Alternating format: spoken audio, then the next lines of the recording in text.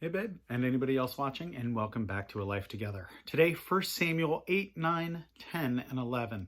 Now, last time, the capture of the ark. We looked at the Israelites' necessity in that whole plan, which was nothing, right? So they went up with the ark, kind of believing it to be their symbol of liberation instead of God, and the ark was captured. While the ark was in captivity, God brought judgment down upon those who had the ark, and therefore they returned it. So God did it all himself. So we saw that very, very cool. We saw a judgment against Eli and his sons for their wickedness, and Eli for not correcting that as their father, and then Samuel subduing the Philistines. Now we're picking up from there, Israel asking for a king. Talk about that briefly. Saul being anointed and then made king, and then his liberation of the city of Jabesh. So again, 8, 9, 10, and 11 of 1 Samuel. So chapter 8.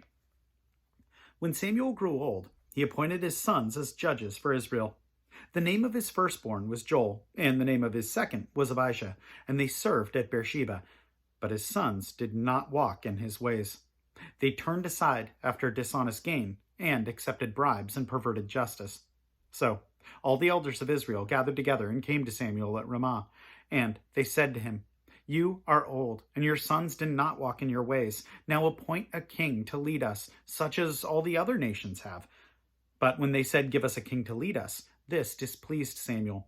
So he prayed to the Lord, and the Lord told him, "Listen to all that the people are saying to you. It is not you they have rejected, but they have rejected me as their king, as they have done from the day I brought them up out of Egypt until this day, forsaking me and serving other gods, so they are doing to you. Now listen to them, but warn them solemnly, and let them know what a king who will reign over them will do." Samuel told all the words of the Lord to the people who were asking him for a king. He said, "This is what the king will reign over you will do. He will take your sons and make them serve with his chariots and horses, and they will run in front of his chariots.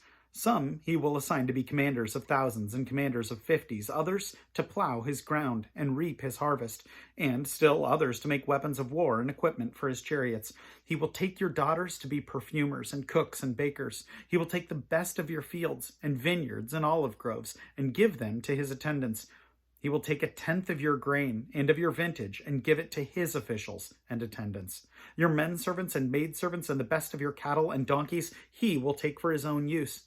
He will take 1/10 of your flocks and of yourselves, and you yourselves will become his slaves. When that day comes, you will cry out for relief from the king you have chosen, and the Lord will not answer you in that day." But the people refused to listen to Samuel. "No," they said, "we want a king to serve over us. Then we will be like all the other nations with a king to lead us and to go out before us and fight our battles." When Samuel heard all the people said, he repeated it before the Lord, and the Lord answered, "Listen to them and give them a king." Then Samuel said to the men of Israel, "Everyone go back to his town." Chapter 9. There was a Benjamite, a man of standing, whose name was Kish, son of Abiel, the son of Zeror, the son of Bechorath, the son of Aphiah of Benjamin. He had a son named Saul, an impressive young man, without equal among the Israelites, a head taller than any of the others. Now, the donkeys belonging to Saul's father Kish were lost, and Kish said to his son Saul, "Take one of the servants with you, and go and look for the donkeys." So he passed through the hill country of Ephraim and through the area around Shalisha, but they did not find them.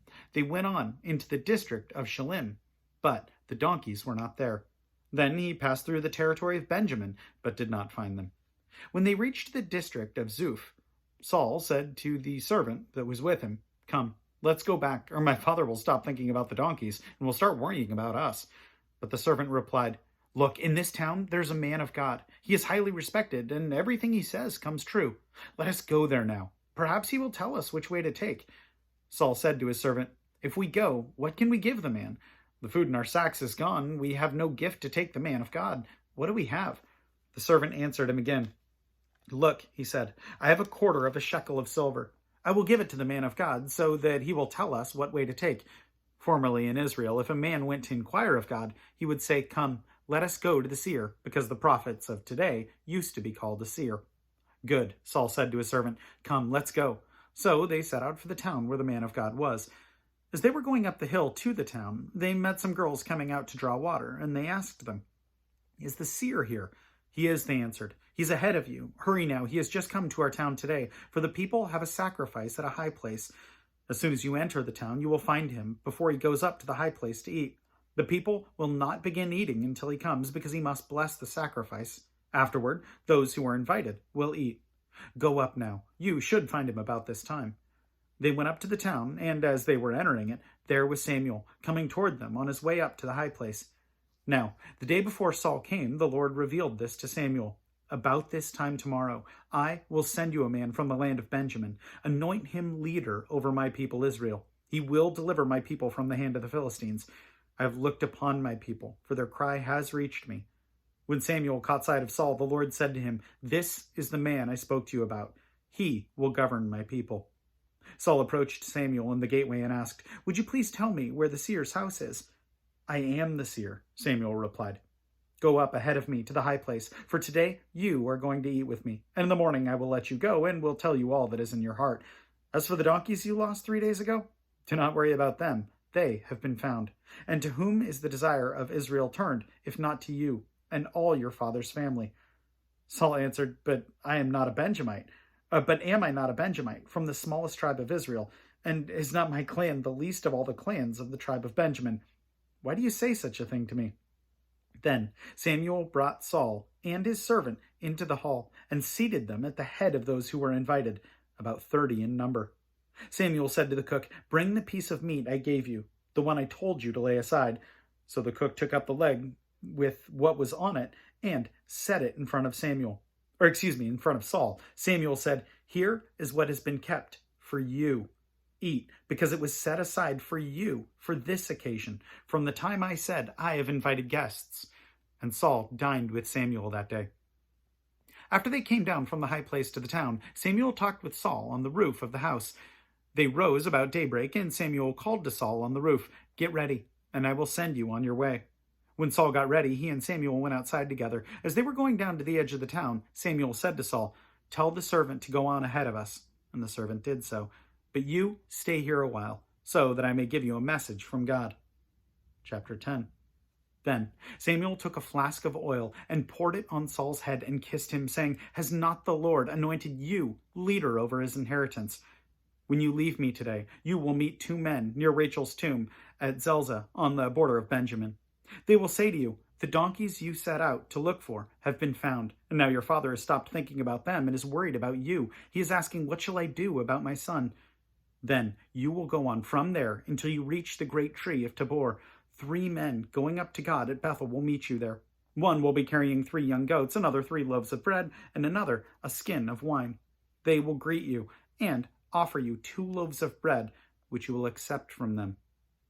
After that, you will go to Gibeah of God, where there is a Philistine outpost. As you approach the town, you will meet a procession of prophets coming down from the high place with lyres, tambourines, flutes, and harps being played before them, and they will be prophesying. The Spirit of the Lord will come upon you in power, and you will prophesy with them. You will be changed into a different person. Once these signs are fulfilled, do whatever your hand finds to do, for God is with you. Go down ahead of me to Gilgal. I will surely come down to you to sacrifice burnt offerings and fellowship offerings, but you must wait 7 days until I come to you and tell you what you are to do. As Saul turned to leave Samuel, God changed Saul's heart, and all these signs were fulfilled that day. When they arrived at Gibeah, a procession of prophets met him. The Spirit of God came upon him in power, and he joined in their prophesying. When all those who had formerly known him saw him prophesying with the prophets, they asked each other, What is this that has happened to the son of Kish? Is Saul also among the prophets? A man who lived there answered, And who is their father? So it became a saying, Is Saul also among the prophets? After Saul stopped prophesying, he went to the high place. Now, Saul's uncle had asked him and his servant, Where have you been? Looking for donkeys, he said. But when we saw they were not to be found, we went to Samuel. Saul's uncle said, Tell me what Samuel said to you. Saul replied, He assured us that the donkeys had been found, but he did not tell his uncle what Samuel had said about the kingship. Samuel summoned the people of Israel to the Lord at Mizpah and said to them, This is what the Lord, the God of Israel, says. I brought Israel out of Egypt, and I delivered them from the power of Egypt and all the kingdoms that oppressed you. But you have now rejected your God, who saves you out of your calamities and distresses. And you have said, no, set a king before us. So now, present yourselves before the Lord by your tribes and clans. When Samuel brought all the tribes of Israel near, and the tribe of Benjamin was chosen, then he brought forward the tribe of Benjamin, clan by clan, and Matrai's clan was chosen. Finally, Saul's son of Kish, was chosen. But when they looked for him, he was not to be found. So they inquired further of the Lord, has the man come here yet? And the Lord said, yes, he has hidden himself among the baggage. They ran and brought him out. And as he stood among the people, he was a head taller than any of the others. Samuel said to all the people, do you see the man the Lord has chosen? There is no one like him among all the people. Then the people shouted, long live the king. Samuel explained to the people and regulations of kingship. He wrote them down on a scroll and deposited it before the Lord. Then Samuel dismissed the people, each to his own home. Samuel also went to his home in Gibeah, accompanied by valiant men, whose hearts God had touched. But some troublemakers said, how can this fellow save us? They despised him and brought him no gifts. But Saul kept silent. Chapter 11. Nahash the Ammonite went up and besieged Jabesh-Gilead. And all the men of Jabesh said to him, make a treaty with us, and we will be subject to you. But Nahash the Ammonite replied, I will make a treaty with you, only on the condition that I gouge out the right eye of every one of you, and so bring disgrace on all Israel. The elders of Jabesh said to him, give us 7 days, so we can send messengers throughout Israel. If no one comes to rescue us, we will surrender to you. When the messengers came to Gibeah of Saul and reported these terms to the people, they all wept aloud. Just then Saul was returning from the fields behind his oxen, and he asked, what is wrong with these people? Why are they weeping? Then they repeated to him what the men of Jabesh had said. When Saul heard their words, the Spirit of God came upon him in power, and he burned with anger. He took a pair of oxen, cut them into pieces, and sent the pieces by messengers throughout Israel, proclaiming, this is what will be done to the oxen of anyone who does not follow Saul and Samuel. Then the terror of the Lord fell on the people, and they turned out as one man. When Saul mustered them at Bezek, the men of Israel numbered 300,000, and the men of Judah 30,000. They told the messengers who had come, say to the men of Jabesh-Gilead, by the time the sun is hot tomorrow, you will be delivered. When the messengers went and reported this to the men of Jabesh, they were elated. And they said to the Ammonites, tomorrow we will surrender to you, and you can do to us whatever seems good to you. The next day, Saul separated his men into 3 divisions. During the last watch of the night, they broke into the camp of the Ammonites and slaughtered them until the heat of the day. Those who survived were scattered, so that no 2 of them were left together. The people then said to Samuel, who is it that asks, shall Saul reign over us? Bring these men to us, and we will put them to death. But Saul said, no one shall be put to death today, for this day the Lord has rescued Israel. Then Samuel said to the people, come, let us go to Gilgal, and there reaffirm the kingship. So all the people went to Gilgal and confirmed Saul as the king in the presence of the Lord. There they sacrificed fellowship offerings before the Lord, and Saul and all the Israelites had a great celebration. It's really interesting there. We see that God is concerned for his people. He says, the cries of my people have reached me. And so he provides Saul, but not before giving that warning through Samuel. And I think it's so interesting when we see that. Did I write down where that is? Where is it? Israel asking for a king is chapter 8. And chapter 8 verse, where are we? Yeah, there we are. Verse 10. Samuel told all the words of the Lord to the people who were asking him for a king. He said, this is what the king who will reign over you will do. He will take your sons and make them serve with his chariots and horses, and they will run in front of his chariots. Some he will assign to be commanders of thousands and commanders of 50s, and others to plow his ground and reap his harvest, and still others to make weapons of war and equipment for his chariots. He will take your daughters to be perfumers and cooks and bakers. He will take the best of your fields and vineyards and olive trees, or in olive groves, and give them to his attendants. He will take 1/10 of your grain and of your vintage and give it to his officials and his attendants. Your men servants and maid servants and the best of your cattle and donkeys he will take for his own use. He will take 1/10 of your flocks, and you yourselves will become his slaves. When that day comes, you will cry out for relief from the king you have chosen, and the Lord will answer you in that day. The Lord will not answer you in that day. Verse 19, but the people refused to listen, Samuel. No, they said, we want a king over us. Then we will be like all the other nations. So God has laid out all of this. He's laid out all of this for his people, saying, hey, you're to be different. And we've known that for years, now generations in this time. But they're still saying they want to look the same as people around them to have a king. And God's warned them, I've heard your cry. I'll give you a king, but recognize this is exactly what a king is going to ask of you and demand, not ask, but demand of you. And I think it's so applicable for us today, because I know at least my present circumstances can distract me from God's word. My present circumstances can sometimes seem so dire that I forget who I'm partnered with, that I forget that I'm partnered with God. And so I forget what he's told me, and I forget his word, and I forget how good he is. And so I look to either rescue myself or I look to other people to help me out and to rescue me, when in reality, I should be turning to God first and recognizing that needs to be my first priority. So I can look at this, and sadly, I often do, and think the Israelites are so dumb. They're asking for a king who's going to do all this terrible stuff. It's right there. God's told them this. And I do the exact same thing. So that's something we need to be careful of and worth praying about. So let's do it. God, thank you for your word.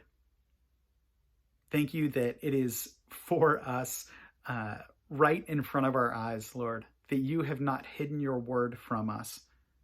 I thank you that we have a living example of your word, who was born, who died, and who rose again. God, I thank you for the promises that you have for us.